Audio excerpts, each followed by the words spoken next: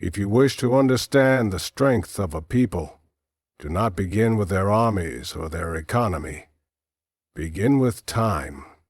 Time, after all, is the true test of endurance.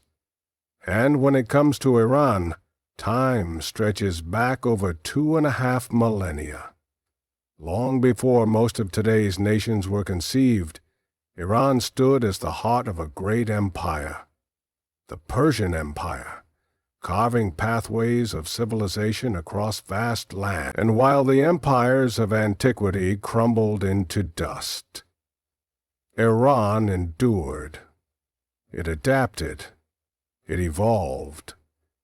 And in that quiet persistence lies the secret to why it has never truly been defeated. This legacy isn't buried in books or hidden in museums.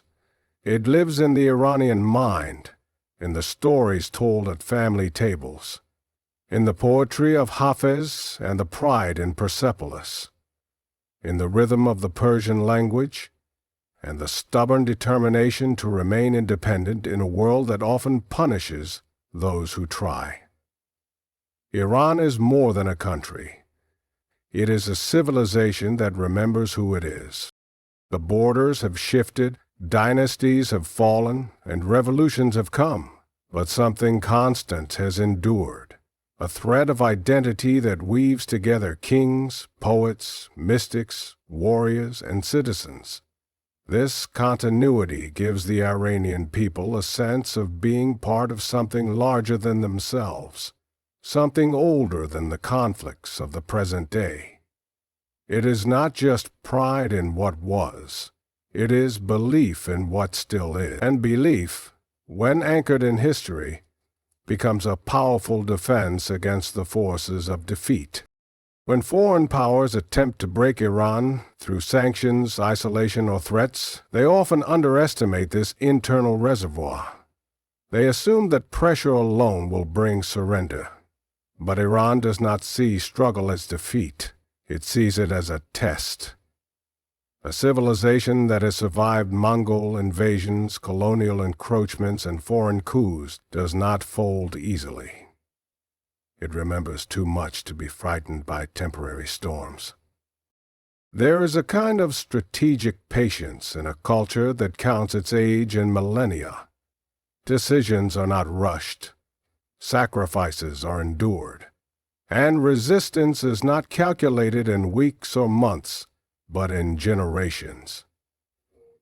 What might seem intolerable to a younger nation becomes, for Iran, another chapter in a longer story. And this long view changes everything. It also creates a psychological barrier against defeat. In Iran, resistance is not just political, it is deeply cultural. The Persian language itself, unchanged for centuries, is a living symbol of this permanence. It carries the echoes of empires, the metaphors of mystics, and the resilience of a people who've weathered conquest without being conquered. The same goes for the country's literature, architecture, music, and even food, all expressions of a culture that has never been truly silenced. Modern Iran, with all its complexities and contradictions, still draws upon this civilizational core. Leaders speak not just of policy, but of destiny. Citizens speak not just of rights, but of roots. And while they may disagree internally on politics, on religion, on reform, there is often agreement on one thing: Iran must not bow to foreign domination. This is not paranoia, it is memory. And it explains why the tools of coercion so often fail to achieve their goal. For while weapons can threaten and sanctions can bite, they cannot erase memory. They cannot destroy the confidence of a people who have stood longer than their enemies have existed. And they cannot defeat a nation that believes, deep down, that it is not a temporary arrangement, but the continuation of a story thousands of years in the making. So when the world asks why Iran has not been defeated, it must stop looking only at its military capabilities or its political maneuvering. It must look into the deeper layers, into the psychology shaped by history, the cultural pride formed over millennia, and the sense of purpose that comes from knowing one's roots. Because nations built on quicksand collapse under pressure, but those anchored in deep time, like Iran, do not simply endure. They absorb the pressure, transform it, and continue on, unchanged in spirit, even as the world around them shifts. That is the legacy that shields Iran from defeat. Not invincibility, but unyielding continuity. Not power, but permanence. Not arrogance, but ancestral memory. And in a world so obsessed with the now, Iran continues to draw its strength from what has always been. Iran's strength in the face of pressure and its persistent refusal to surrender to Western power are not simply outcomes of modern policy or ideological will. They are rooted in something far deeper, a civilizational depth that acts as strategic armor. Iran is not just a country grappling with 21st century geopolitics. It is the inheritor of a legacy that spans more than 2.5 millennia. This legacy, embedded in the Iranian psyche, offers more than pride. It offers orientation, identity, and resilience. In a world where many nations were born only recently through the struggles of post-colonial statehood, Iran stands out as a civilization state, with a lineage of empire, governance, literature, philosophy, and cultural continuity that predates modern borders by centuries. This civilizational depth functions as a form of insulation. It shields Iran from psychological defeat. It tells the Iranian people that they are not merely part of a state that can be shaped or broken by treaties and sanctions, but part of something larger, a civilization that has survived the collapse of empires, invasions by Mongols and Arabs, and centuries of foreign manipulation. And this history is not just remembered academically, it is lived in the Persian language spoken today, the poetry recited by students, the architecture that dots the landscape, and the philosophical debates that still animate Iranian intellectual life. The memory of ancient Persia is not a museum piece. It is a living current. This matters profoundly in moments of geopolitical crisis. For many modern nations, national identity is fragile and must be constantly reinforced through slogans, holidays, or charismatic leaders. But for Iran, identity is embedded. It is passed down in stories of resistance, in the legacy of dynasties that ruled vast territories, in the knowledge that Iranian civilization once stood shoulder to shoulder with ancient Rome and outlasted it. This depth of identity makes short-term hardship more bearable. It gives suffering a context. It frames contemporary struggles not as isolated incidents, but as episodes in a long, enduring narrative of survival and sovereignty. How nonsensical. Existentialist too. This civilizational continuity also informs strategic behavior. Iran does not rush decisions in the face of crisis, nor does it see every confrontation as a zero-sum game. Its leaders, for all their internal divisions and political infighting, often display a kind of historical patience. They understand, consciously or not, that they are not simply defending a regime, but a cultural legacy. This gives Iranian foreign policy a unique blend of caution and confidence. It is cautious because the stakes are high. Defeat would not be just political loss, but a civilizational wound.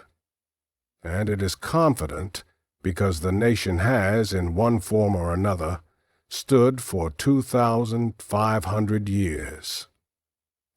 That kind of time-tested self-awareness breeds strategic maturity. Even the Iranian public, across generations, tends to absorb this perspective. Despite economic hardships, international isolation, and internal political tensions, a large segment of the population continues to believe in the importance of national independence. That belief does not always equate to support for specific leaders or policies, but it reflects a wider agreement that Iran must never become a pawn in someone else's empire. This sense of collective duty is not born from blind nationalism. It is sustained by historical memory. Iranians see their nation not as a small country surrounded by greater powers, but as the latest expression of an ancient civilization that has something to teach the world. This is also why efforts to isolate or destabilize Iran from the outside often have unintended effects. Western policymakers may imagine that pressure will eventually cause the public to reject their government and embrace a new order. But that calculation often ignores how civilizational identity can produce not only resistance to authority, but resistance to foreign imposition. For many Iranians, historical experience has shown that foreign involvement rarely leads to justice. It leads to humiliation, exploitation, and long-term damage. And so, even when citizens protest their own government, they do so as Iranians, with pride, with memory, and with a belief in the country's right to choose its own path. Furthermore, this long civilizational history provides a sense of internal coherence. In a region often torn apart by artificial borders and conflicting identities, Iran has maintained a relatively stable sense of itself. Its language, culture, and historical institutions have survived through centuries of turmoil. This continuity strengthens national cohesion, making it more difficult for external forces to fracture the country from within. While internal dissent and political struggles certainly exist, they unfold within a framework that remains unmistakably Iranian. Ultimately, Iran's civilizational depth is not simply about the past. It is a resource for the present. It allows the nation to frame its resistance not as reactionary, but as part of a broader arc of history. It gives meaning to struggle, legitimacy to independence, and confidence in survival. A people who have seen the fall of empires and lived through centuries of change do not fear the uncertainties of the modern world in the same way others might. They know that time, patience, and identity are the most enduring weapons of all. And in those, Iran is uniquely well armed. The continuity of sovereignty in Iran is not just a feature of its history, it is the spine of its resilience. In a region where borders have been redrawn repeatedly by empires, colonizers, and modern geopolitics, Iran has maintained a remarkably consistent identity as a sovereign civilization state. This uninterrupted thread of national existence provides the Iranian people with a deep-rooted sense of who they are and where they come from. It also instills in them an unusually strong resistance to foreign domination. That resistance is not merely political, it is existential. It emerges from the belief that Iran is not a construct of recent history, but an ancient nation, whose sovereignty is sacred, inherited, and non-negotiable. Unlike many modern states that gained independence only in the last century, many of them emerging from the collapse of empires or colonial rule, Iran never completely lost its statehood. It was never formally colonized. Despite periods of foreign influence and intervention, the Persian state, in one form or another, continued to exist. This distinguishes Iran from many of its neighbors. Its sovereignty was bruised, but never broken. Its identity was challenged, but never erased. This is not a matter of mere symbolism. It means that Iranians have lived under their own national structures for thousands of years, adapting dynasties, governments, and ideologies, but always preserving a fundamental sense of national continuity. This long arc of sovereignty goes back to the Achaemenid Empire, founded by Cyrus the Great in the 6th century BCE. Cyrus did more than conquer lands. He laid the groundwork for one of the world's first centralized bureaucratic states, governed through tolerance and order rather than sheer brutality. His model was so admired that it influenced later empires, from Rome to the Ottomans. Even after the fall of the Achaemenids to Alexander the Great, the Iranian plateau did not lose its political coherence.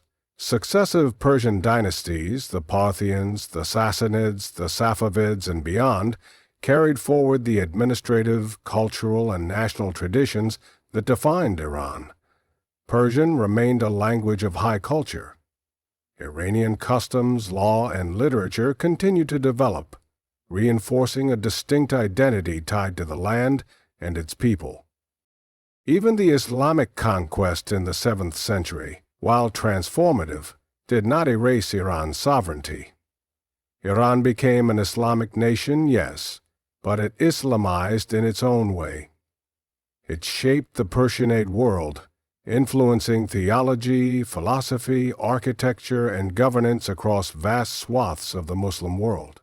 Persian culture flowed eastward into Central and South Asia, and westward into the heartlands of the Islamic Empire. It was not a passive recipient of influence. It was an active contributor. This dynamic ensured that Iranian sovereignty was not subsumed under a foreign order. It was simply recast in a new form. This same principle held during periods of modern turmoil. The Qajar and Pahlavi dynasties faced intense foreign pressure, from the Anglo-Russian rivalries of the 19th century to the oil politics of the 20th. Yet even as Britain and Russia extracted concessions, and even as the United States later asserted influence, Iran's institutions remained distinct. Its language was never replaced. Its literature continued to flourish. Its administrative traditions, even when strained, retained their local flavor. The 1953 coup that overthrew Prime Minister Mohammad Mossadegh was a stark moment of foreign intrusion. But it did not destroy the idea of Iran as an independent state. It deepened the awareness of how easily sovereignty can be violated when it is taken for granted. This long experience has created a mindset that views sovereignty not as a political arrangement that can be negotiated for convenience, but as a birthright forged in time. This is why Iranian political discourse, whether coming from reformists or conservatives, so often returns to the themes of independence and dignity. Even those who sharply criticize their government rarely question the legitimacy of Iran as a sovereign actor. They argue not for surrender, but for a better expression of Iranian sovereignty. That unity of purpose is rare, and it is powerful. It also explains why external pressure often fails to achieve its intended goals. Sanctions, isolation, and threats do hurt, but they also trigger a deep cultural reflex, one that sees capitulation as a betrayal not only of current interests, but of historical duty. The Iranian response to pressure is not always rational in the short term. It is shaped by a long-term vision. that the state must remain intact, that the culture must remain Iranian, and that the nation must chart its own course regardless of the cost. This long memory makes short-term pain more endurable. Today, when Iran is described as unbreakable, it is not because it cannot be harmed. It is because its identity is deeply anchored in a story that spans millennia. Nations built overnight can collapse overnight. Nations held together by convenience dissolve when pressure mounts. But nations with a long, continuous sense of sovereignty have a different relationship to history and a different response to threat. They see themselves as stewards of something bigger than a current regime or a particular ideology. They carry the weight of ancestors and the obligation to preserve that legacy into the future. In Iran's case, this sense of responsibility is not a distant abstraction. It is present in how its people respond to foreign interference. It is present in how its leaders speak to the world. And it is present in how the nation, despite immense hardship, continues to resist being reshaped by outside hands. The shield Iran carries is not made of iron. It is made of memory. Memory of who it has been, who it is, and who it refuses to become. And in that memory lies a sovereignty that cannot be easily undone. One of the most profound sources of Iran's unbreakable spirit lies not in its weapons or its wealth, but in the psychology of its people. A psychology forged by centuries of survival, resistance, and cultural pride. This internal landscape is shaped by more than politics. It is molded by a civilization's collective memory and the stories it tells itself about dignity, struggle, and identity. In Iran, resistance is not simply an act of rebellion. It is an expression of who the people are. Cultural pride and psychological resilience form the invisible armor that shields the nation from defeat, even when surrounded by pressure on all sides. Iranians have inherited a culture that stretches back thousands of years, and this continuity has bred a powerful sense of belonging to something greater than the present moment. It is not unusual for nations to have history, but in Iran, history is lived. It is present in the language spoken, in the ancient poetry recited by schoolchildren, in the grand ruins of Persepolis, and in the philosophical conversations passed down through families and scholars. This ever-present awareness of Iran's cultural depth gives the people a foundation that is spiritual as much as it is national. When hardship comes, and it has come often, many Iranians draw from that deep well of cultural memory. The poetry of Hafez, the mysticism of Rumi, the defiance of Ferdowsi, and the moral imagination of Sa'i are not relics of the past. They are living companions. They teach patience, resilience, and honor in the face of adversity. Even in contemporary society, these voices echo in daily conversations, in speeches, and even in political rhetoric. They serve as reminders that Iran's culture has survived greater enemies than those it faces today. This cultural pride isn't merely about achievements in art or architecture. It is about identity. And when that identity is threatened, especially by foreign powers, it awakens a deep emotional response.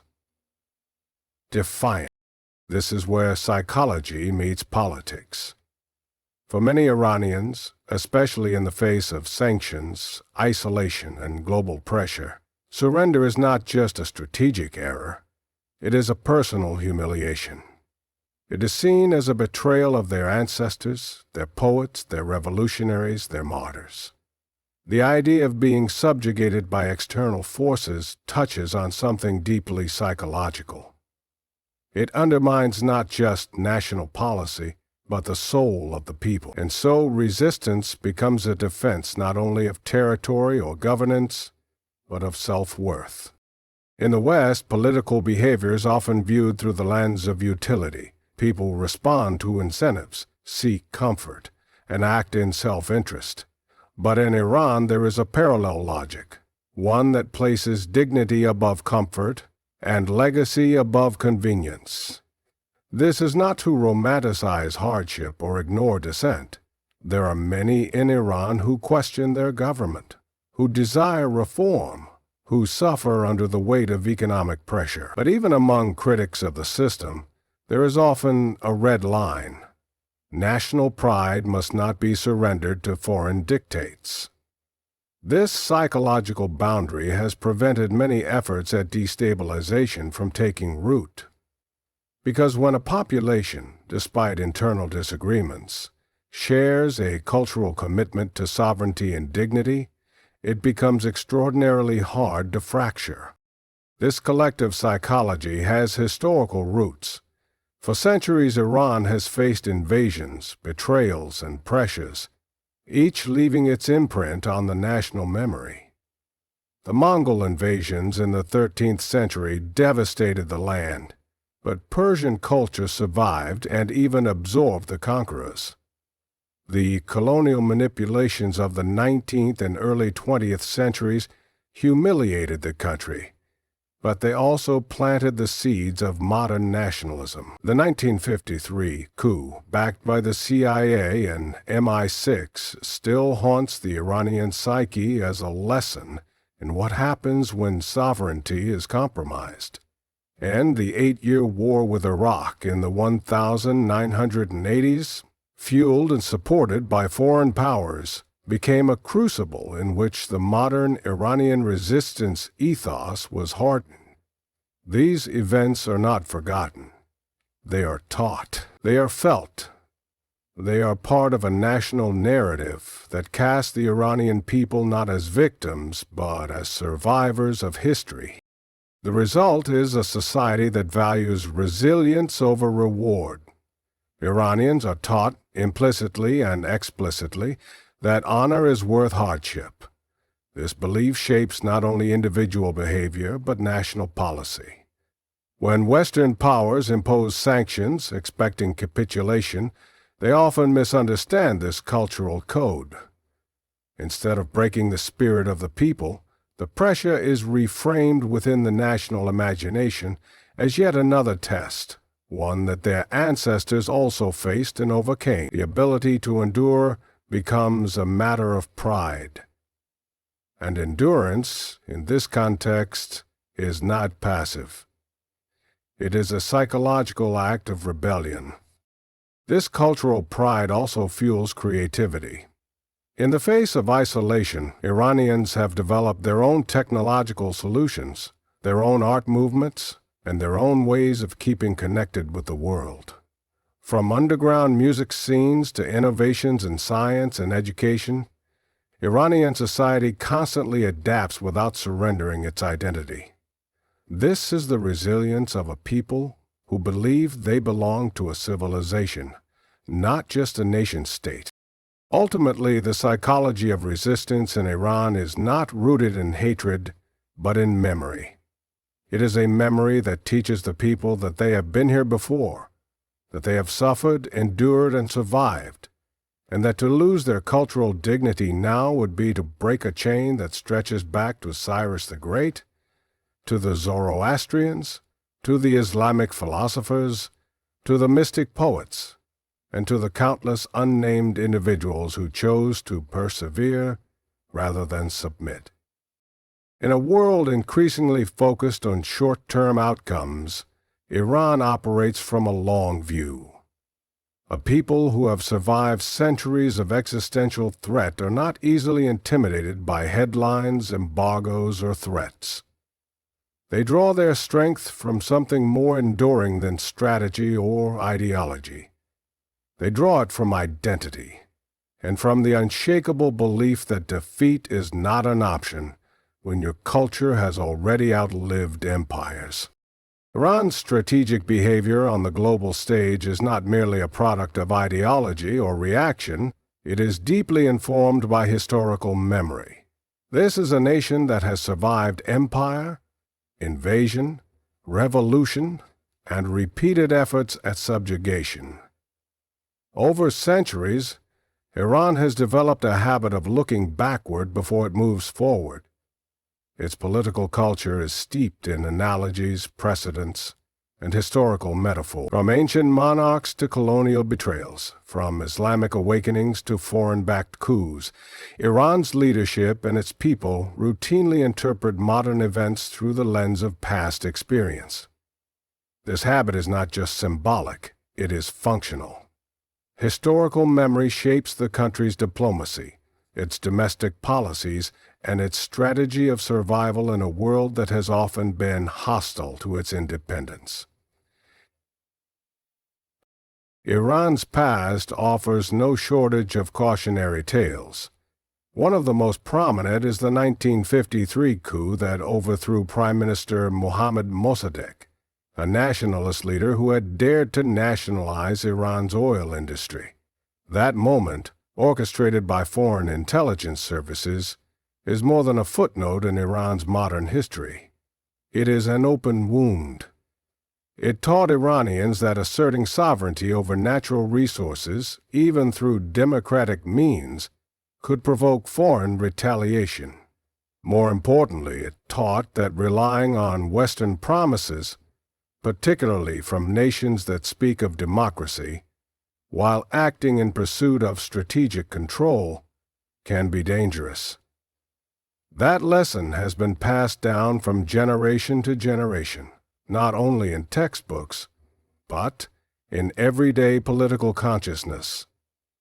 It continues to inform skepticism about negotiations, agreements, and foreign influence. The 1979 Islamic Revolution added another layer to this historical lens. That revolution was not simply an overthrow of a monarchy. It was an expression of deep historical frustration, a cry against what was perceived as centuries of manipulation by outsiders. The revolutionaries saw themselves not only as reformers of Iran's internal structures, but as heirs to a long tradition of reclaiming autonomy. The revolution drew from ancient models of justice, from religious symbolism, and from historical narratives of betrayal and restoration. Even today, Iran's political rhetoric is often filled with references to historical moments where Iranian sovereignty was compromised or defended. Whether it's the legacy of colonial powers, the memory of the Iran-Iraq War, or the echoes of lost empires, these stories shape how modern threats are assessed. Iran's leaders are often portrayed in the West as driven purely by ideology or ambition. But to understand their worldview, one must first understand their historical map. For instance, the current supreme leader and his circle of advisors often invoke the concept of soft war, or cultural invasion, not as paranoid fantasies, but as warnings rooted in the historical experience of cultural domination. They remember how, during the Qajar and Pahlavi eras, Western powers exerted influence not only through armies, but through education, media, trade, and modernization projects that often came at the cost of Iranian identity. As a result, modern Iran is careful. It views every foreign interaction with suspicion, not out of fear, but out of memory. This historical orientation also influences Iran's long-term strategic patience. While many Western powers operate on short political cycles, elections, fiscal years, public opinion, Iran tends to think in decades, sometimes even centuries. It learned from ancient empires the importance of waiting out opponents, of not reacting impulsively, and of seeing pressure as temporary. During the Iran-Iraq War, for example, the country endured 8 brutal years of conflict, backed by numerous regional and global powers. Yet it did not collapse. It emerged more united in its belief that survival often requires sacrifice and an unwavering grip on historical purpose. That war is still remembered not just as a tragedy, but as a defining moment in which the nation's endurance became a political strategy in itself. Iran's modern foreign policy reflects this same principle.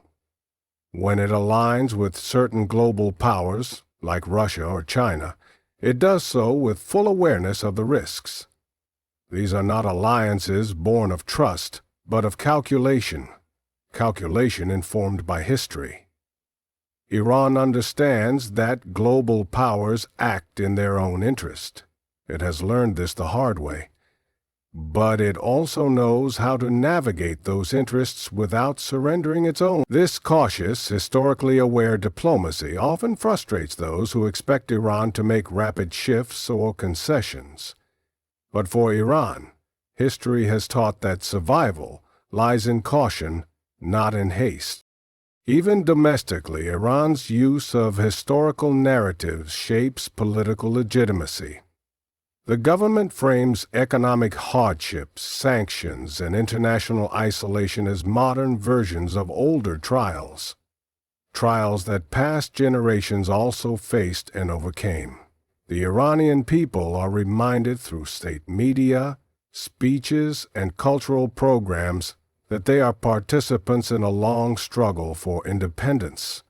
The political trial in these narratives may not erase public frustration, but they do provide a context that transforms hardship into meaning.